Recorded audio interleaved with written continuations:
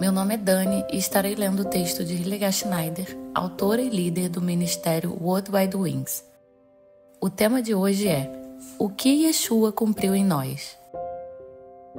Voltamos novamente para Paulo, que estava firmemente fundamentado na Torá. Na visão de Paulo, haviam dois grupos, Israel e as nações, os goims. Será que Paulo fez novamente distinção entre os goims crentes e pagãos? Não. Se você pertencesse a Israel, você acreditava no Elohim de Abraão, Isaque e Jacó. E se você pertencesse às nações gentias, você acreditava em um outro Deus. Paulo se manifestou claramente contra a conversão.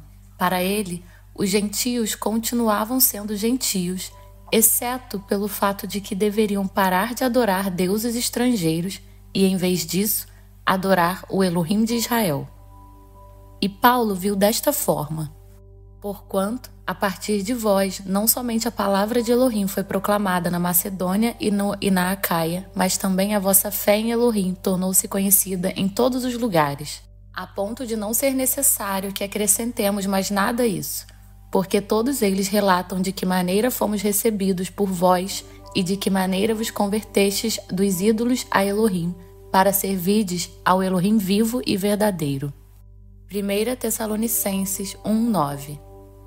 Ele defendeu que os goim deveriam se voltar para a adoração do verdadeiro Elohim. Eles deveriam ser obedientes a Elohim, retornar ao amor da sabedoria e da justiça. O foco do ensino de Paulo é a conversão ao verdadeiro Elohim, o Elohim de Abraão, Isaque e Jacó. E esse não é um conceito novo. Isto lembra Ruth, a mulher moabita que escolheu acreditar no Elohim de sua sogra Noemi. O teu povo é o meu povo, o teu Elohim é o meu Elohim. Ruth 1:16. E esse conceito pode ser rastreado ainda mais longe. Quando os filhos de Israel saíram do Egito, muitos estrangeiros foram com eles. Os israelitas partiram de Ramassés até Sucote. Havia cerca de 600 mil homens a pé, além de mulheres e crianças. Grande multidão de estrangeiros de todo tipo também seguiu com eles, além de grandes rebanhos, tanto de bois como de ovelhas e cabras. Êxodo 12, 37 e 38. E todas as instruções também se aplicavam igualmente aos estrangeiros. A mesma lei se aplicará ao natural da terra e ao prosélito, o estrangeiro residente. Êxodo 12, 49.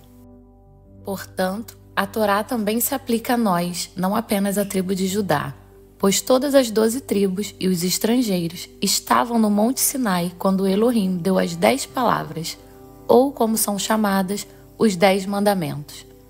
E se algum de vocês, espectadores, acham que isso não se aplica mais a nós, você só está ainda dizendo isto porque não conhece a Torá, porque ela afirma explicitamente que nós também estávamos lá. Não estou firmando esta aliança e este pacto sob juramento somente convosco, os que aqui estão presentes neste momento solene na presença de Yah, o nosso Elohim, mas também com todos aqueles que não estão aqui hoje. Deuteronômio 29, 14 e 15. O que se aplica ao conceito hebraico é que nós também estávamos lá quando a aliança foi concluída. Por isso, estamos incluídos. E essa é a palavra-chave: fazer a aliança com Yah. A questão não é que nos afastemos dos termos da aliança, mas sim que nós voltemos para os termos. Quando nós voltamos para Elohim de Israel, o Elohim de Abraão, Jacó e Isaque, recorremos aos 39 livros das Sagradas Escrituras para aprender o que caracteriza tal aliança com ele. Se nos afastarmos disso, isto é, nos afastarmos da Torá, então nos voltaremos para a imagem de um Yah cristão que tem outros conceitos próprios. E encontramos a mesma ideia novamente em Atos 15, só que ela não é percebida corretamente, pois é lida com lentes cristãs. Portanto, julgo que não se deve constranger aqueles que dentre os gentios se convertem a Elohim. Todavia, escrever-lhes que se abstenham das contaminações dos ídolos, da imoralidade, da carne de animais sufocados e do sangue. Atos 15, 19 e 20. Isto é tomado como evidência de que os gentios só precisam guardar essas quatro coisas, mas não mais a Torá inteira. A justificativa é simplesmente deixada para trás, mas o versículo continua. Porque desde os tempos antigos, Moisés é pregado em todas as cidades, bem como é lido nas sinagogas em todos os dias de sábado. Versículo 21. Isso significa claramente que são os novos convertidos, e é disso que estamos falando aqui neste contexto. Portanto, julgo que os que das nações se convertem a Elohim devem primeiro abster-se das 4 coisas mencionadas acima. Esses não eram os que estavam na fé há muito tempo, mas sim aqueles que se converteram a Elohim recentemente. Eles queriam, em primeiro lugar, ter certeza de que não seriam excluídos do povo de Elohim novamente por transgredirem essas 4 instruções. E eles ficaram então bastante tranquilos em relação a isso, porque foi dito que deveriam ir à sinagoga no Shabat, onde ouviriam Moisés toda semana, e assim se familiarizariam lentamente com a Torá. É por isso que se diz para não se preocupar com as nações que se convertem a Elohim. Imagine se você tivesse que aprender toda a Torá imediatamente. Ninguém consegue fazer isso. Gostaria de fazer uma comparação para ilustrar isso. Quando alguém decide tirar a carteira de motorista, terá que passar por um exame teórico, prático, aulas e etc. Para isso, existem livros de preparação que ensinam sobre as normas de trânsito. E se alguém fosse obrigado a conhecer todas as normas imediatamente, todos se sentiriam sobrecarregados. E é exatamente assim que acontece com os ensinamentos da Torá. Portanto, conforme descrito em Atos 15, 19 e 21, primeiro você começa se abstendo das 4 coisas listadas. E então, Shabat por Shabat, você tem tempo para se familiarizar com os termos da aliança. E é por isso também que você participa da leitura do ciclo semanal da Torá todos os anos, para que possa se aprofundar cada vez mais nos ensinamentos de Yah, e você sempre descobre algo novo. E agora vamos ao próprio Yeshua. Yeshua aboliu a lei, a Torá? Com o reino que veio com ele, a lei, a Torá não é mais relevante?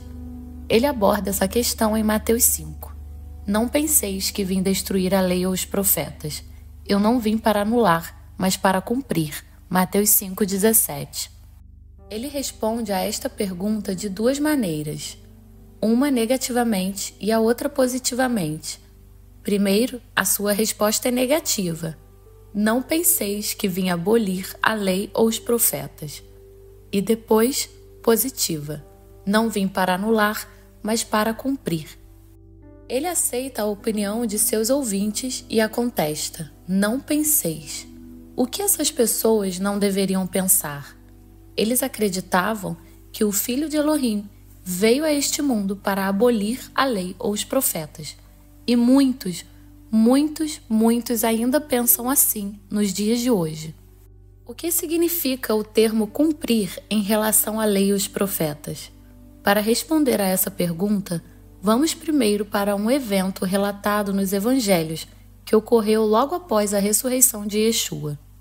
2 discípulos viajaram de Jerusalém para Emaús, e o Senhor ressuscitado se juntou a eles. Lucas 24, 13 e 35. No decorrer da conversa que se seguiu no caminho, Yeshua explica: Ó tolos de entendimento e lentos de coração para crer em tudo quanto os profetas já declararam a vós. Ora, não era imprescindível que o Messias padecesse para que entrasse na sua glória? Então, iniciando por Moisés e discorrendo sobre todos os profetas, explanou-lhes o que a seu respeito constava em todas as Escrituras. Lucas 24, 27. Um pouco mais tarde, Lucas relata a instrução de Yeshua aos seus discípulos. Em seguida, Yeshua lhes explicou: são estas as palavras que eu vos ensinei quando ainda estava entre vós.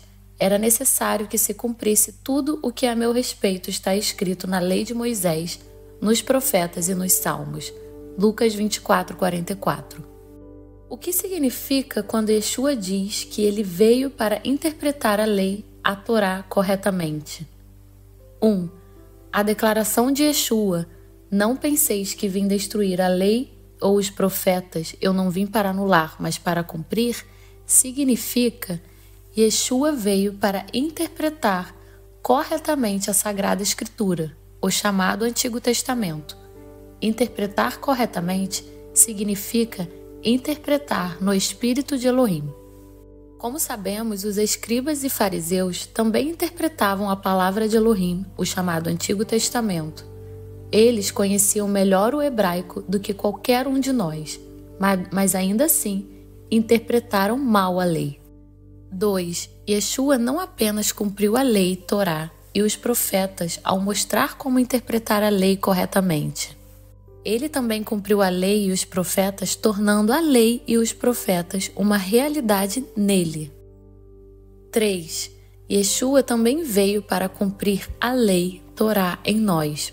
O apóstolo Paulo escreve: porquanto aquilo que a lei fora incapaz de realizar por estar enfraquecida pela natureza pecaminosa, Elohim o fez, enviando seu próprio Filho, à semelhança do ser humano pecador como oferta pelo pecado, e assim condenou o pecado na carne para que a justa exigência da lei se cumprisse em nós, que não andamos segundo a natureza carnal, mas segundo o Espírito. Romanos 8, 3, 4.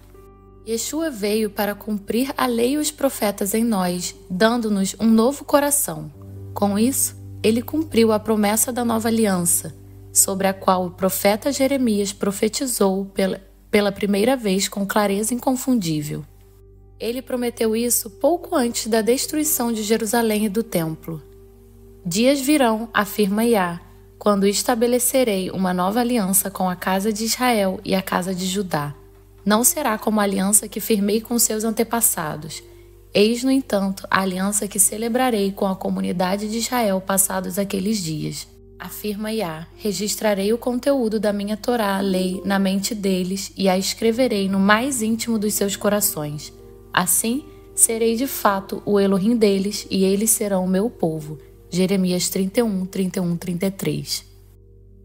Aqueles que vivem desprezando a Torá de Elohim não entenderam porque o Filho de Elohim realmente veio.